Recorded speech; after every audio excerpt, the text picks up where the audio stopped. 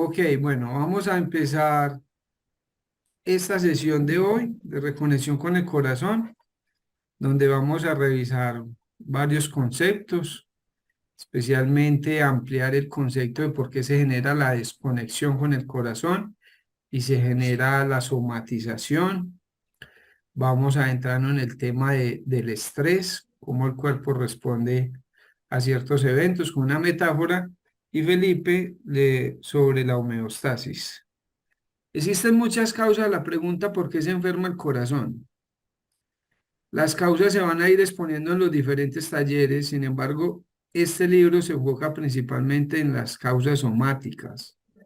Esta es la intervención que se va a hacer en una terapia reconectiva en el tema de la salud, va a ir enfocado en eso, donde la somatización se entiende como un mecanismo de defensa inconsciente mediante el cual una persona sin proponérselo convierte el malestar emocional en un síntoma físico, desviando así la atención del conflicto psicológico que le genera ansiedad. Y de estilos de vida, por lo que este trabajo pretende ser una propuesta que te facilite replantearte la manera como estás viviendo, sintiendo y tomando decisiones, influenciado por la experiencia interna. Entonces, Lili, en la sesión que usted hace con el paciente de reconexión con el corazón, el objetivo, aparte de la terapia, es ayudarle a entender a la persona sus estilos de vida, cómo está viviendo, cómo está sintiendo, cómo está tomando decisiones, porque eso influye en su salud.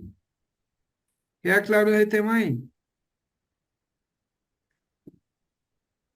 El planteamiento básico de las enfermedades somáticas está relacionado con la desconexión con el corazón. Vamos a ampliar este concepto. ¿Qué es la desconexión con el corazón? Es el estado mental, emocional que afecta a una persona y que pone sus mecanismos de defensa, huida o parálisis, producido por un evento traumático que impacta profundamente a nivel emocional y mental y que es vivido bajo un sentimiento de victimismo y en soledad, el cual afecta directamente la percepción de la realidad y su salud y la salud del corazón o de cualquier parte del cuerpo por un proceso de somatización. Entonces vamos a entrar a que hablemos un momento sobre qué entienden ustedes por el mecanismo de defensa de lucha, huida o parálisis. ¿Cuándo se puede presentar ese mecanismo de lucha, huida o parálisis? Felipe, ¿qué nos puedes compartir sobre eso? No, esperemos primero Liliana. que Liliana haga su aporte y luego yo le complemento.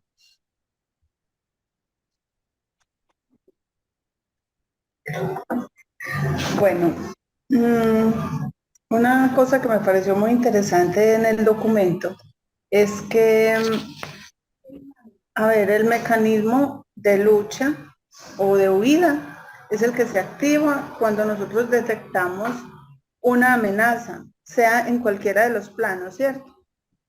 Y también decía, muy importante, que digamos que el flujo sanguíneo se va para como a reforzar el sistema muscular para poder emprender la huida. Eso hace que deje de irrigarse en gran parte el cerebro y no tenga suficiente irrigación para determinadas funciones, para pensar con claridad, para hacer cosas de manera acertada. Y por eso es que no, cuando se está en ese estado de alteración, no se piensa pues como con certeza. También que otra parte que me pareció muy buena fue que en la parte de cuando hay una embarazada que está sometida a estrés o a sufrimiento durante muchos días o periodo largo del embarazo, ella está, pasa exactamente lo mismo. y como el sistema de irrigación es el mismo para la mamá y para el hijo, entonces a ese bebé no le está llegando suficiente sangre y no se están desarrollando muchas funciones en ese bebé y muchos órganos no se están desarrollando bien y mucha parte pues, del funcionamiento cerebral. Eso hace que estos niños tengan problemas pues como de comunicación, problemas en el aprendizaje y sean como lenticos en muchas cosas. Entonces, sí, hay mucho que decir del sistema de huida Ok, o de muchas lucha. gracias, Lili. Felipe nos va a ampliar el tema. Y es muy importante que el organismo, pues nosotros ya habíamos visto que la vez pasada tratamos de la parte de sistémica, ¿sí? Sí, El organismo o cualquier ser vivo siempre tiende a responder digamos, a los factores externos o a las diferentes, digamos, condiciones ambientales o lo que está ocurriendo, como le digo, en su entorno, actuar de diferentes maneras según si eso lo percibe como una amenaza o si por el contrario lo considera como algo amigable, ¿sí? Algo que no le va a hacer daño. Entonces, generalmente sí, como dice Liliana, siempre que el cerebro, a través de sus mecanismos pues, de percepción, cualquiera de los sentidos, toma algo como una amenaza, tiende a activar esos mecanismos de lucha o huida, incluso pues parálisis, que está relacionado mucho con las emociones de miedo, de rabia, ¿sí? Incluso digamos, cuando se trata en caso de huir, puede estar no solamente relacionado con el miedo, sino también digamos, con la tristeza, ¿sí? Con todas aquellas emociones que no nos permiten afrontar las situaciones. Y claro que todas esas emociones están de una u otra manera refrendados o respaldados por unos procesos, digamos, biológicos, por unos procesos bioquímicos que ocurren, que son los encargados de una u otra manera de darle como esa sensación al organismo en base a cómo enfrenta esa amenaza.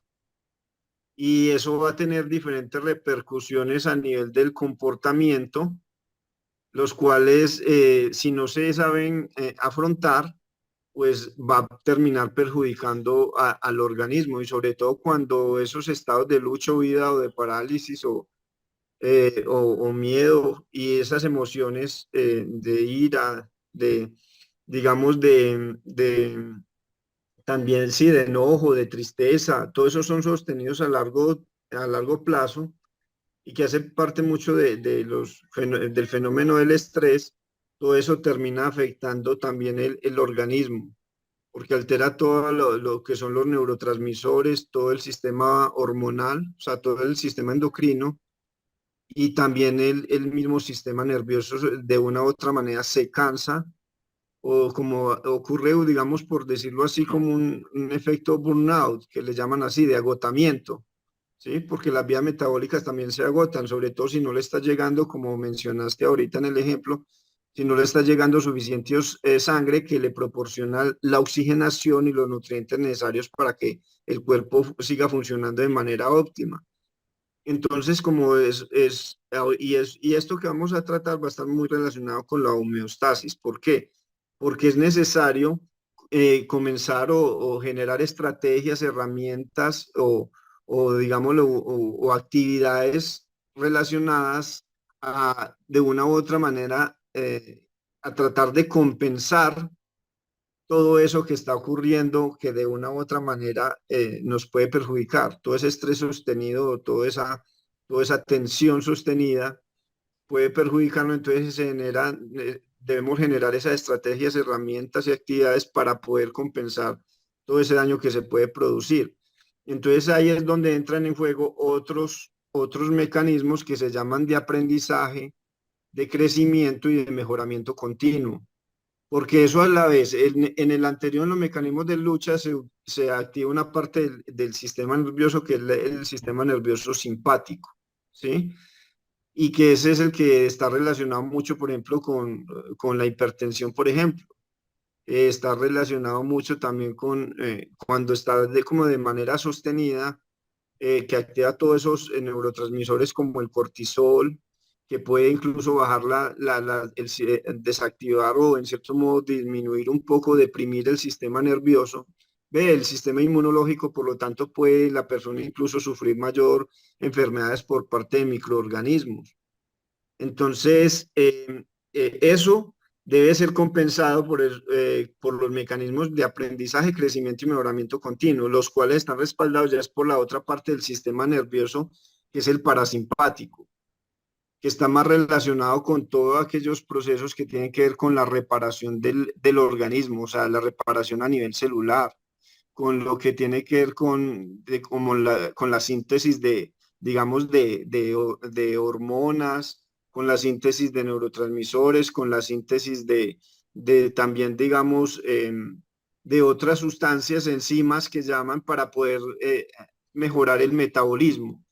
O sea, todo lo que tiene que ver con la buena digestión, con la asimilación de los nutrientes, con la buena oxigenación, con la reparación celular, con las fases de sueño, con todo esto, con la tranquilidad, con la relajación, todo esto es el mecanismo compensatorio a todo lo otro. Y que Muy eso ya bien. ahí es como esto de una u otra manera nos sirve para la entrada ya a lo que es la homeostasis. Pero Ok, listo. básicamente en conclusión es eso, saber que tenemos dos aspectos que incluso a nivel de la medicina china le llaman el lado activo o pasivo, o le llaman el lado yin o yang, ¿sí? O el lado femenino o el lado masculino. Entonces es necesario aprender a compensar esas dos energías que podríamos decirlo así, que afectan nuestra vida y afectan nuestra salud. Muy bien. Les traje aquí una metáfora muy bacana para que analicemos eso.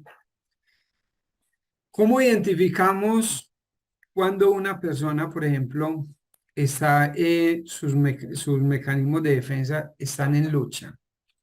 Y es a través del estado de la comunicación, habla duro, ¿cierto? Se vuelve vulgar, su lenguaje es atacando al otro directamente, verbal, incluso físicamente. Es un estado alterado emocional, enojo e ira de manera continua.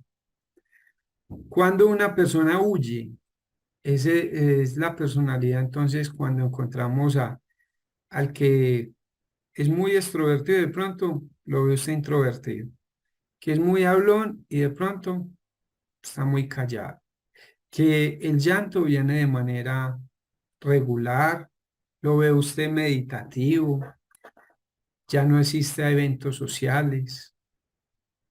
Entonces, hombre, esa persona está huyendo de algo, algo que no quiere comunicar, como dice pues el principio, ¿cierto? Una situación que lo llevó. Entonces, hay una situación que se callan, pero en su actitud de ira lo están denunciando. Se lo callan, pero en su actitud de silencio y de evasión y de no participar en eventos familiares, sociales, entonces también de alguna manera lo está denunciando, o sea, está diciendo algo me pasa.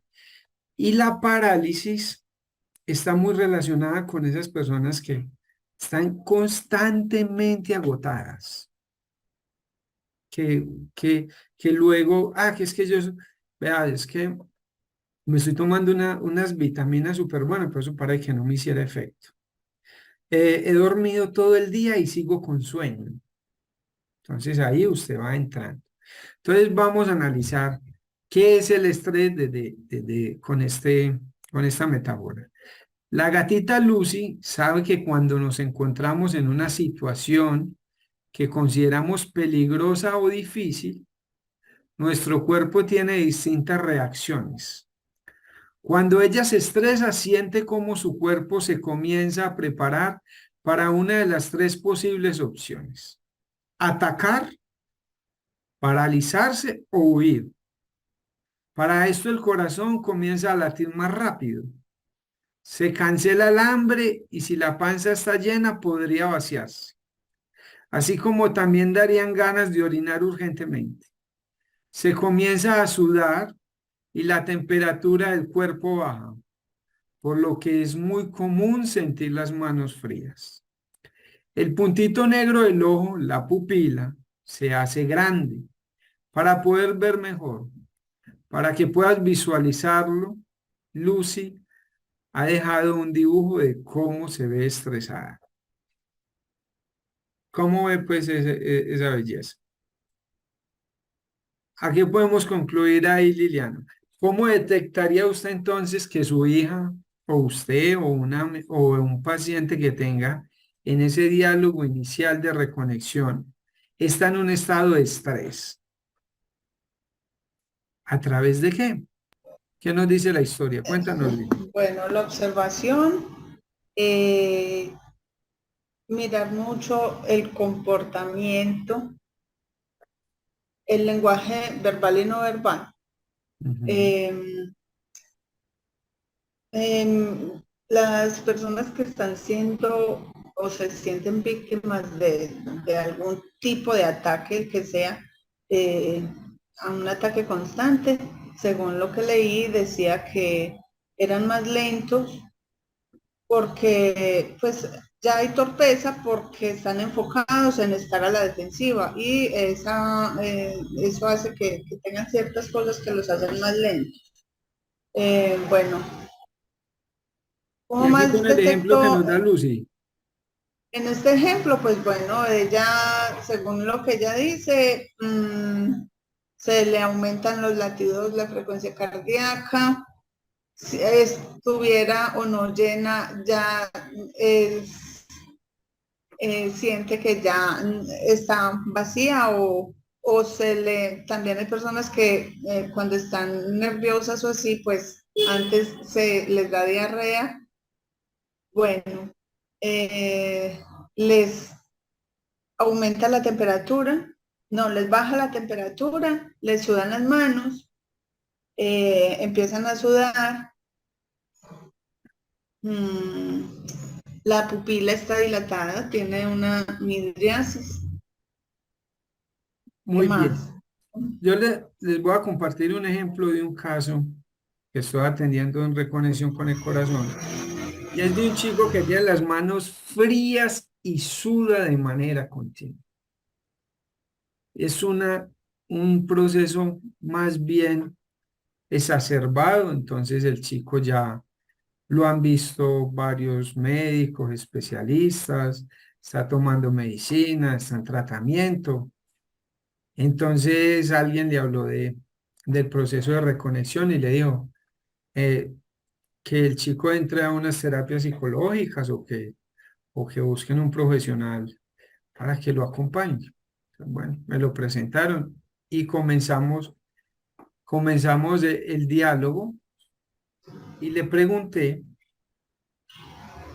las manos. Entonces el cuerpo nos habla. Entonces una pregunta, le hice la pregunta normal, que has vivido, que te estás callando, que te pone en un estado de víctima, que te estresa o te conecta con la tristeza o te llena de enojo o te paraliza, ¿cierto? La misma línea pues que estamos trabajando. Con esa es la pregunta de apertura, ¿cierto? Entonces él se queda callado, se queda mirando y empieza a hacer así.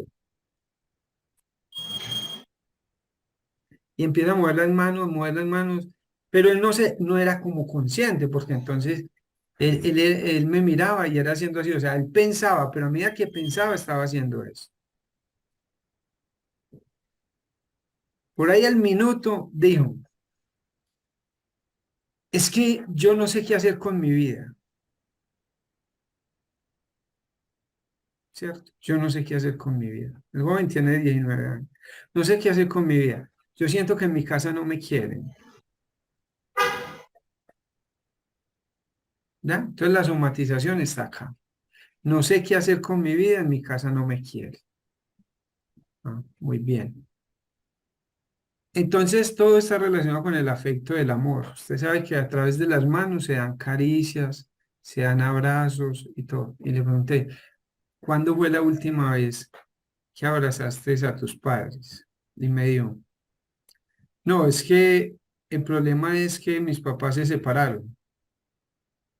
Y desde que ellos están en esa pelea, la pelea es como si yo no importara. Ahí empieza. Entonces, acá el estrés y la somatización, vas a encontrar, y vamos a encontrar que a medida que vamos atendiendo las personas, llega mucho a que la respuesta física, la taquicardia, la sudoración, el temblor, la dificultad para dormir, es simplemente el síntoma que está denunciando algo que está pasando internamente. Listo, fui claro ahí con esa parte.